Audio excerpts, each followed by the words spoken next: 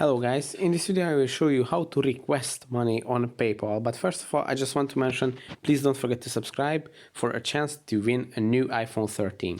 So let's jump into it.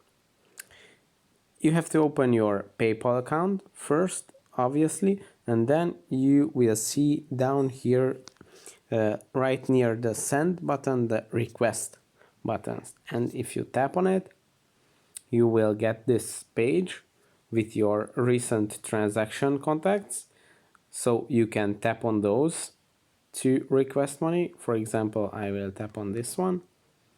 Then you can type in the amount that you are requesting from them, for example 5 million euros, and then you can also add a message,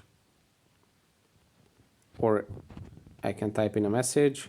I can even add a GIF if you're interested.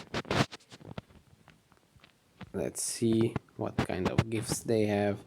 Very nice. You can even choose a background. Let's go with this.